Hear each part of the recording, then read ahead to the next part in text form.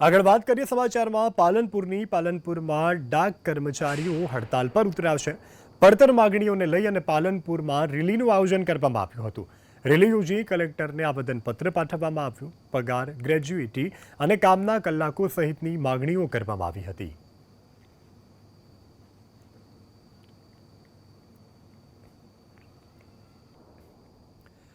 દાહોદ જિલ્લા વિકાસ અધિકારીની અનોખી પહેલ। ઉત્સવ ગૌતમે કરી છે આ અનોખી પહેલ। પોતાના બાળકને સરકારી આંગણવાડીમાં પ્રવેશ અપાવ્યો છે।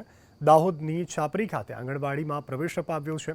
સારી સુવિધા કરતાં સરકારી યોજનાનો લાભ પહેલા લેવો જોઈએ। લોકો વધુમાં વધુ સરકારી આંગણવાડી કે શાળાનો લાભ લે તેવી અપીલ કરી।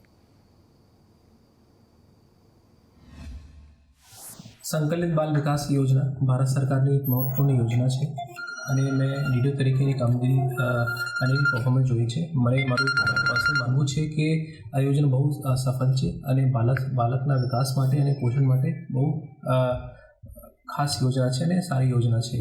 એના લીધે મેં ખાનગી એક નાગરિક તરીકે મને લાગ્યું કે મને મારા છોકરાને આ યોજનાનો લાભ લેવા માટે દઈ શકું છું। એટલે મેં મારા દીકરાને યોજના લાભ લેવા માટે આંગણવાડીમાં ભરતી કરાવેલું છે। ₹1ની નોટિસ આપનાર અધિકારીની બદલી કરવામાં આવી છે। મહિલા કર્મચારી 100 કિલોમીટર દૂર બદલી થયા છે। અમરેલીના કુકાવાવના ખેડૂતને ₹1ની નોટિસ આપી હતી। માત્ર ₹1 માટે ખેડૂતને કોર્ટ ઢસડી ગઈ હતી। ₹1 માટે ખેડૂતને કોર્ટની નોટિસ મોકલાવી। 7 વર્ષ પહેલાની ઘટનામાં ખેડૂત પાસે ઉઘરાણી રદ કરેલા કનેક્શનની પીજીવીસીએલે નોટિસ આપી હતી। તો તે જે અધિકારી હતા તેમની 100 કિલોમીટર દૂર બદલી કરી દેવામાં આવી છે।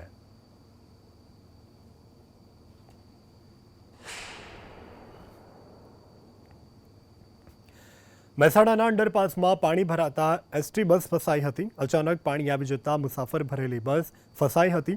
છેલ્લા 1 વર્ષથી અંડરપાસમાં ભરાઈ રહ્યું છે પાણી। અંડરપાસના કારણે હાઈવેના વાહન ચાલકોને હાલાકી પડી રહી છે। તંત્રને રજૂઆત છતાં પણ કોઈ પગલાં આજ દિન સુધી નથી લેવામાં આવ્યા। રેલવે સ્ટેશનની બેદરકારીને કારણે ગામોના લોકો પરેશાન થઈ ઉઠ્યા છે।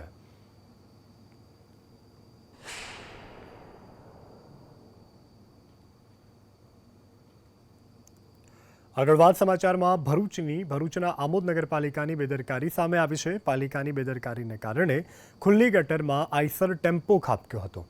મનપામાં કામ કરતો કોન્ટ્રાક્ટરનો ટેમ્પો ખાબક્યો હતો। ખુલ્લી ગટરમાં વારંવાર પશુઓ ખાબકવાના બનાવો પણ બનતા હોય છે। ત્યારે આમોદ નગરપાલિકાની નજીક આવેલા એવા મેઇન ગટરમાં એક આઈસર ટેમ્પો ખાબક્યો। નગરપાલિકામાં કામ કરતા કોન્ટ્રાક્ટરનો જ ટેમ્પો એમાં ખાબક્યો। તો આમોદમાં વારંવાર આવી ઘટનાઓ બનતી રહે છે। અગાઉ પણ આમોદમાં ખુલ્લી ગટરમાં વાહનો અને પશુ ખાબકવાના બનાવો બની ચૂક્યા છે।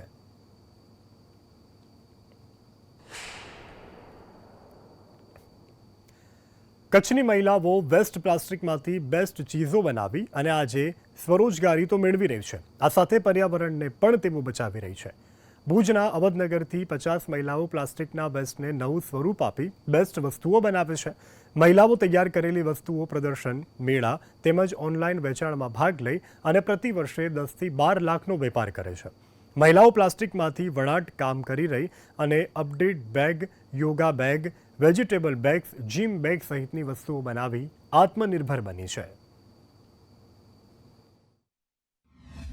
અને એક તો એ કે પર્યાવરણને અમે બચાવી શકાય અને બહેનોને રોજગાર મળી શકે। અને બીજું એ કે અમારી જે બહેનો છે એ વણાટ કામ નહોતા કરતા, ખાલી તાણા બોબીને એવું કરતા।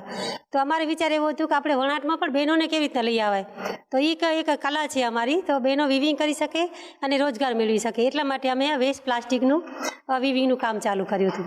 જ્યારે રાજીબેને ચાલુ કર્યું છે પ્લાસ્ટિક વિવિંગનું, ત્યારથી અમે રાજીબેન સાથે જોડાણા અને હવે પહેલાં કરતાં હવે ઘણું કરી લઈએ છીએ। પહેલાં અમે ઓછું કરતા, પણ પ્લાસ્ટિકનું જ્યાંથી વિવિંગ ચાલુ કર્યું ત્યાંથી અમે બહુ સારું કરી લઈએ છીએ।